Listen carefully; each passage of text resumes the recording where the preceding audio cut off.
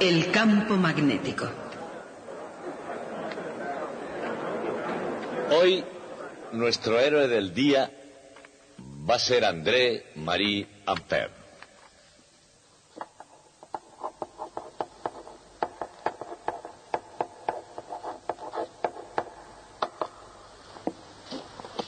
Ampère fue educado bajo la influencia del filósofo Rousseau, lo cual significa que no le enseñaron nada. Simplemente lo situaron en una gran biblioteca y le dijeron, anda, aprende. Pero esto, en su caso, parece ser que funcionó bastante bien, que aprendió latín por su cuenta y que leyó a Euclides, a Euler, a Bernoulli y a otros varios matemáticos. Pero por aquel entonces, cuando tenía 14 años, en el año 1789, estalló la Revolución Francesa. El padre de Ampère era juez en la ciudad de Lyon, y en el cumplimiento de sus normales obligaciones tuvo que sentenciar a un jacobino a morir en la guillotina. Cuando los jacobinos tomaron la ciudad, años más tarde, el padre de Ampère fue a su vez sentenciado a la guillotina. Nuestro héroe sufrió durante toda su vida las consecuencias de un conflicto que es bastante frecuente en las sociedades mediterráneas, el conflicto entre un padre escéptico e incrédulo y una madre que era profundamente católica. Eso influyó para que se pasara la vida elaborando grandes esquemas metafísicos que nunca valieron para mucho. Su vida privada fue extremadamente difícil, algo parecido a la de Kepler, como recordarán. No solo murió su padre en la guillotina, su esposa, con la que se había casado en 1799, murió 4 años más tarde, y su segunda esposa resultó ser tan desagradable que se divorció de ella. Tuvo un hijo que fue un haragán inútil, y una hija por la que estaba embobado, pero que acabó casándose con un oficial del ejército que estaba chiflado. Aparte de eso, durante toda su vida estuvo mal de fondos. Pero su vida profesional fue aún más extraña. Los 15 primeros años del siglo XIX Ampère los dedicó a las matemáticas. No fue un buen matemático, tan solo competente. En 1815, de manera muy sabia, cambió de profesión y se hizo químico. Y Ampère resultó ser casi un gran químico. Casi descubre el cloro, casi descubre el yodo y casi descubre la ley de Avogadro. En realidad, lo que el resto del mundo llama ley de Avogadro, en Francia se conoce como la ley de Ampère y de Avogadro. En cualquier caso, en 1820, Ampère ya había cumplido los 45 años y era un personaje secundario y muy mediocre en el mundo de la ciencia. Sin embargo, se diferenciaba de una manera decisiva de los demás científicos franceses. Ampère pensaba que los grandes descubrimientos científicos también podían hacerse fuera de Francia. En el año 1820, el gran descubrimiento de Ørsted cayó sobre Europa como un rayo desde el cielo. Los otros académicos franceses se negaron a creerlo porque les parecía imposible que algo tan importante hubiera sido descubierto en Copenhague. Pero Ampère aceptó inmediatamente el descubrimiento y entró a desarrollar sus consecuencias, y de esta forma consiguió todos sus grandes descubrimientos. Hoy nos ocuparemos precisamente de eso. Quiero que todos se sitúen a 180 grados mirándome a mí.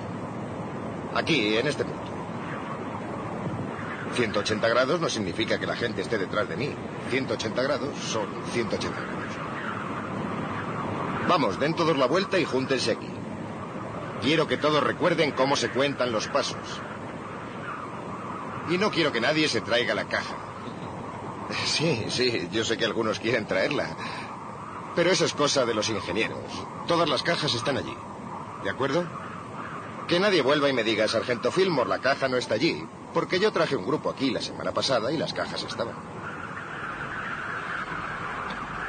A primera vista no parece que estos marines de los Estados Unidos tengan mucho en común con el físico francés del siglo XIX, André-Marie Ampère. Pero, como sucede con frecuencia, aquí hay algo más de lo que se ve a simple vista.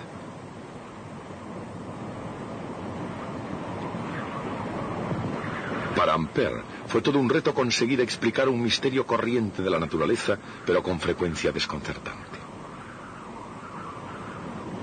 El reto para estos marines consiste en localizar unas cajitas bien escondidas en alguna parte de estas colinas.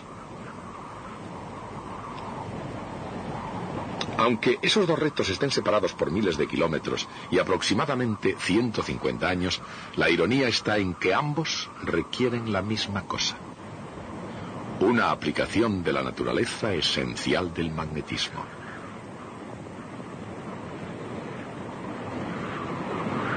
Para vuestros propósitos es un paso duro. Con la cabeza recta compruebo el azimut. Tengo mi índice para comprobar, y veo que mi índice indica 340 grados y todavía puedo proyectar el azimut hacia el cabo Salazar. De esta forma sé dónde estoy enclavado. En 1820, Hans Christian Ørsted descubrió que las corrientes eléctricas producen fuerzas magnéticas y que esas fuerzas hacen que los imanes apunten siempre en dirección perpendicular a la dirección de la corriente.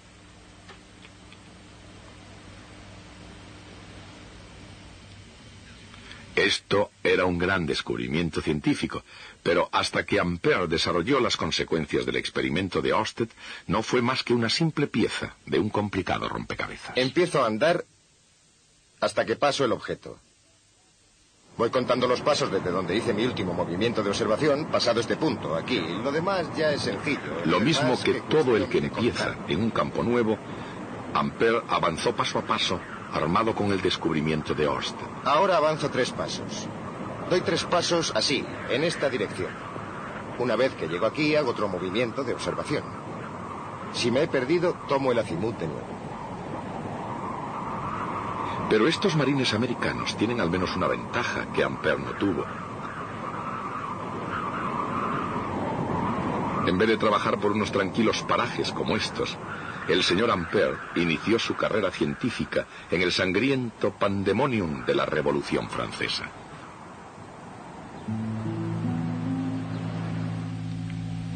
El padre de Ampère, Jean-Jacques, era un juez de paz calificado como enemigo de la Revolución. Estando próximo a ir a la guillotina, Ampère padre escribió apresuradamente un último recado a su esposa. No te dejo bienes, ni siquiera un cómodo bienestar. Pero mis mayores gastos han sido para procurarme libros e instrumentos matemáticos que fueran indispensables para la educación de nuestro hijo. Y ese gasto ha sido una sabia economía. Considerando todo lo que su hijo dominaba, ese dinero del viejo Ampère ciertamente se había empleado bien. En la cumbre de su carrera académica, Ampère era conocido como un filósofo nato, sabio en los caminos de la ciencia y en la forma de explicar algunos de los más fascinantes misterios del universo.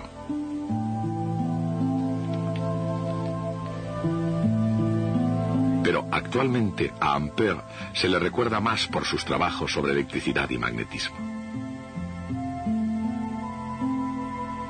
Y dichos trabajos comenzaron por el hecho de que la corriente eléctrica que circula a través de un hilo metálico rectilíneo y largo produce un campo magnético que gira alrededor del alambre. Pero, ¿cómo varía la intensidad del campo con la distancia al alambre? Si pudiera existir un pequeño segmento de corriente eléctrica, produciría un campo magnético proporcional a la inversa del cuadrado de la distancia. La dirección del campo está relacionada con la dirección de la corriente por la regla de la mano derecha o regla del producto vectorial.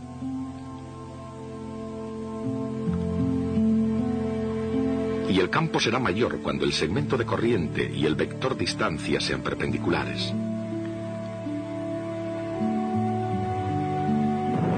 Pero las corrientes eléctricas nunca pueden existir en pequeños segmentos. Así que hay que buscar un campo magnético real sumando o integrando las contribuciones debidas a cada segmento de la corriente que circule. El campo debido a una corriente que circula por un hilo rectilíneo suficientemente largo es siempre perpendicular al hilo y disminuye inversamente con la primera potencia de la distancia al hilo. El resultado neto es un campo que se mueve en circunferencias. Las líneas de fuerza son circunferencias concéntricas con el hilo, y el campo es constante a lo largo de cada circunferencia. Por otra parte, si el alambre se curva formando un lazo, la corriente que circula por él produce lo que se conoce como campo de un dipolo.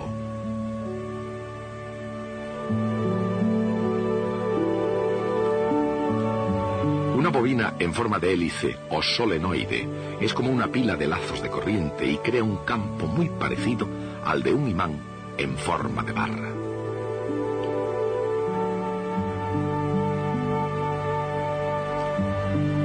Si el solenoide se curva de modo que su eje forme una circunferencia, la especie de rosquilla que se forma recibe el nombre de toroide. El campo magnético de un toroide está contenido totalmente en el interior de la bobina. No hay en absoluto líneas de campo en el exterior. Jefes de tiro, extiendan los mapas de modo que los componentes de su equipo puedan ver de qué estamos hablando. Ahora, una vez que lo tengo abierto de modo correcto, puedo proseguir y comenzar a disparar. Fijo mi mano derecha en la izquierda. Sin embargo, es obvio que la Tierra no es una rosquilla.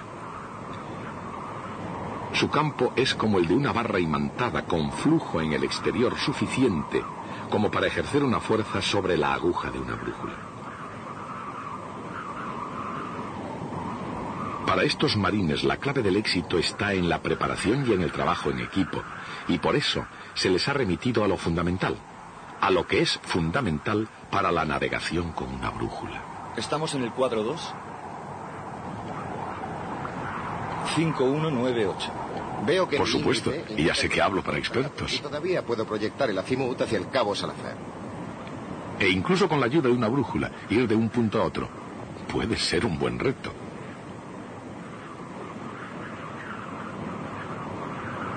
Muy bien, durante todo el camino de vuelta, sigan esa zona de hierba hasta donde parece que se termina la Tierra.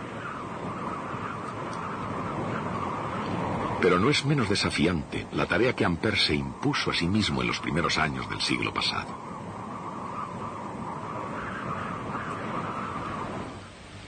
Por ejemplo, Ampère formuló la siguiente pregunta. Si un hilo conductor de una corriente ejerce una fuerza sobre un imán, ¿ejercería también una fuerza sobre otro hilo conductor? Para responder a la pregunta, consideren los hechos. Una corriente circulando produce un campo magnético. Y un campo magnético ejerce una fuerza sobre una carga eléctrica en movimiento. Por consiguiente, como una corriente eléctrica no es otra cosa que cargas eléctricas en movimiento, entonces se sigue que las corrientes eléctricas en circulación ejercen fuerzas magnéticas unas sobre otras. Las corrientes que circulan en la misma dirección se atraen entre sí. Y las que circulan en dirección opuesta se repelen.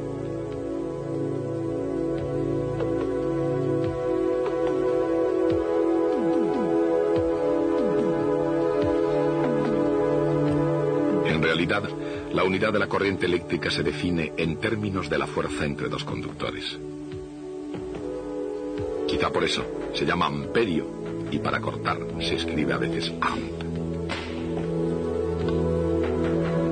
Pero Monsieur Ampère hizo incluso algo más práctico y desde luego mucho más profundo que prestar su nombre a una unidad de corriente eléctrica. Ampère creó la electrodinámica, la teoría de que el magnetismo es electricidad en movimiento.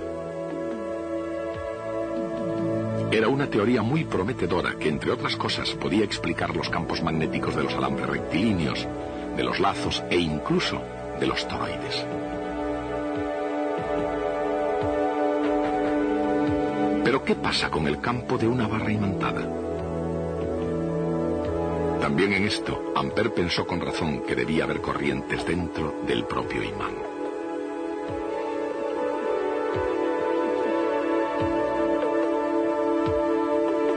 Y se imaginó que cada átomo de un material magnético debe de tener una carga eléctrica circulando que produce un campo magnético.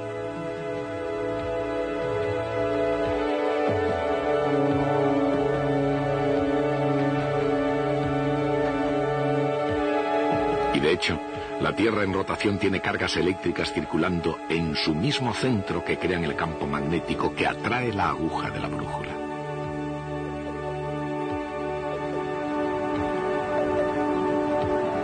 Por tanto, la fuerza que hace que la brújula apunte siempre al norte es la misma que la fuerza que hay entre dos hilos conductores.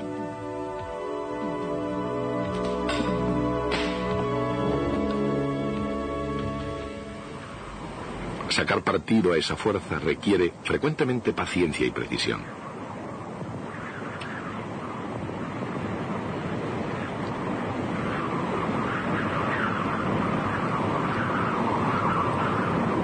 Para medir los ángulos con la mayor exactitud posible en el caso de largas distancias, una persona mira la brújula y alinea a otra persona situada a una cierta distancia.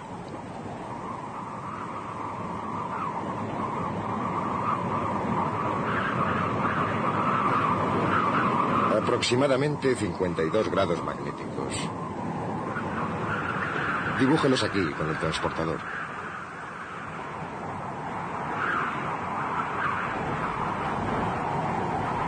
Estos marines están recibiendo una lección de primera mano sobre el valor del trabajo en equipo, una lección que aparentemente es valiosa en el campo de la ciencia.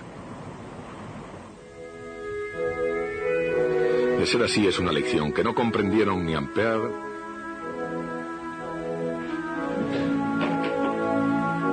ni James Clerk Maxwell ni Michael Faraday. Aunque en su tiempo los científicos tendían a marchar al compás de sus propios tambores, Ampère y el inglés Faraday trabajaron en paralelo.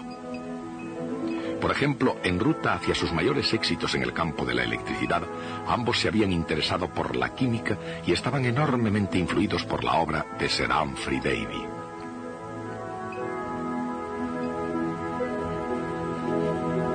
Sin embargo, Faraday y Ampère estaban destinados a ir por caminos diferentes.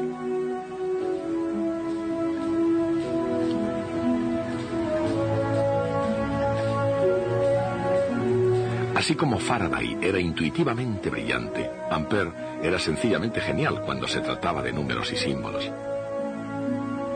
Y la ley que lleva su nombre es una descripción matemática del campo magnético, al mismo tiempo semejante y diferente del campo eléctrico. En un campo eléctrico no se realiza ningún trabajo cuando una carga se mueve a lo largo de cualquier trayectoria cerrada, volviendo de nuevo a su punto de partida.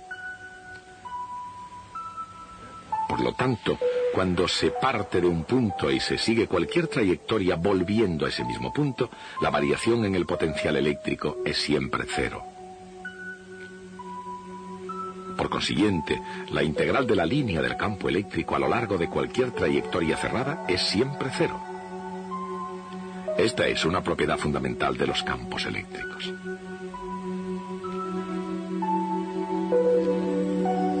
Los campos magnéticos son diferentes. La corriente en un alambre rectilíneo crea circunferencias de campo magnético constante.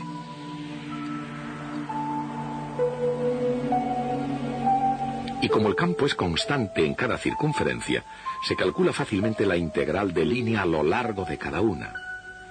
Es igual a una constante multiplicada por la intensidad de corriente en el alambre.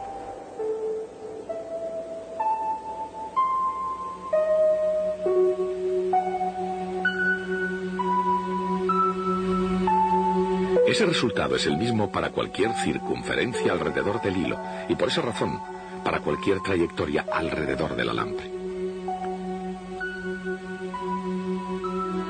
La integral del campo magnético a lo largo de cualquier trayectoria cerrada es igual a m sub 0 multiplicado por la intensidad de corriente total que pasa por dicha trayectoria. Recibe el nombre de ley de Ampère y es una de las ecuaciones fundamentales del magnetismo. Como tal, jugó un papel crucial en la obra de James Clerk Maxwell. Cuando Maxwell se sentó a forjar una teoría sencilla y coherente del electromagnetismo, comenzó con el concepto intuitivo de Faraday sobre las líneas de fuerza, con las leyes del flujo eléctrico y magnético de Gauss, y con la genial idea de Ampère de que todo el magnetismo era eléctrico en su origen. Naturalmente, esas ideas tenían que ser expresadas matemáticamente.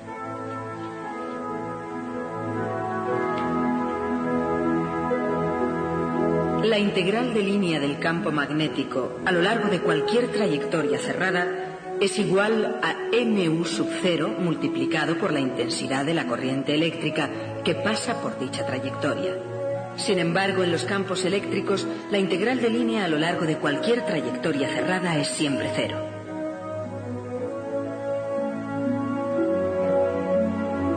El flujo eléctrico a través de cualquier superficie cerrada es igual a la carga neta en el interior dividida por epsilon sub 0.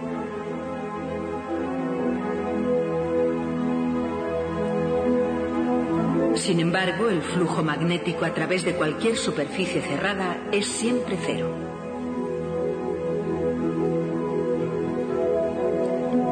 Esas son las ecuaciones fundamentales de los campos eléctricos y magnéticos constantes. Solo tienen que preocuparse de estar seguros de que tienen cogido el azimut cuando estén midiendo. Y de estar seguros que tienen alineada su propia línea y la flecha indicadora. Eso es todo. Con todo esto en mente les estoy diciendo, como les dije antes, que allí no habrá reflectores. Nadie aquí quiere fracasar. ¿Todos entienden la brújula? Todos serán expertos con esto, ¿de acuerdo? Ahora es el momento de hacer preguntas. La única pregunta estúpida es la que se deja por hacer.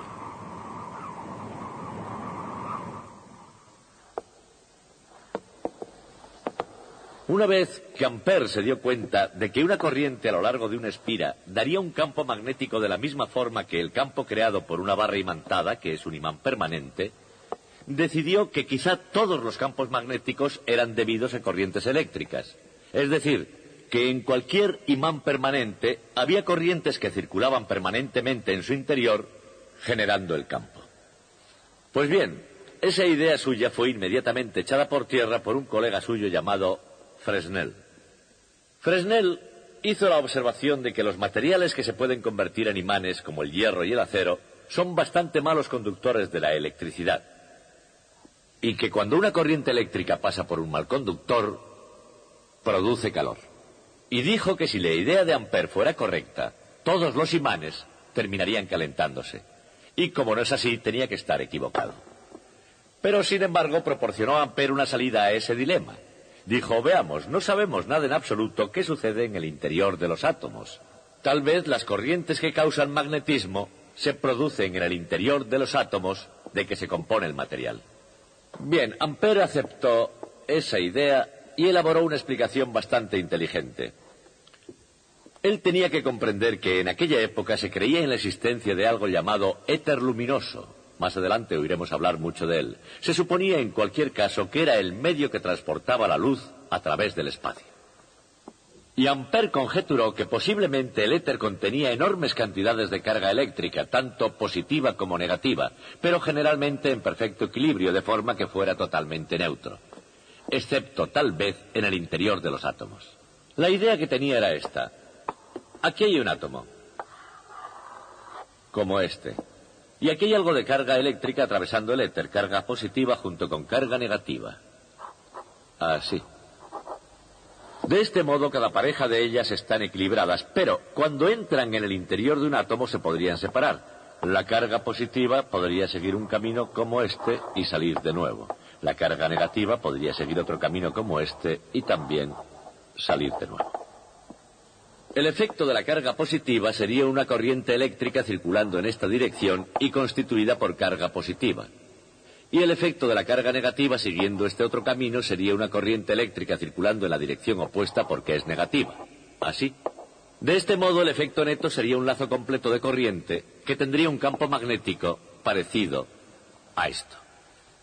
Lo que significa que si los átomos de un trozo de material, todos ellos tuvieran esos lazos de corriente eléctrica circulando todos en la misma dirección, el material tendría precisamente las propiedades de un imán permanente. Es una concepción bastante singular. Hay ciertas partes de ella en las que todavía creemos hoy. Creemos que hay corrientes eléctricas circulando en el interior de los átomos y que esas corrientes dan lugar a las propiedades magnéticas de la materia. Pero no creemos ya absolutamente nada en un éter luminoso lleno de cargas, ni tampoco en eso de que se dividan en el interior del átomo para volver a salir de nuevo. Esta imagen es una perfecta ilustración del hecho, ciertamente extraño, de que sea posible en la ciencia tener una idea en apariencia brillante, pero que esté equivocada. Sin embargo, es parte del andamiaje que continuamente utilizamos para progresar. Con el paso del tiempo, las opiniones sobre la importancia de los sucesos tienden a cambiar. Los héroes en la historia de la ciencia van y vienen. Pero una cosa es cierta: el nombre de Ampère siempre será corriente. Bien, hasta el próximo día, y no se lleve ningún imán de madera.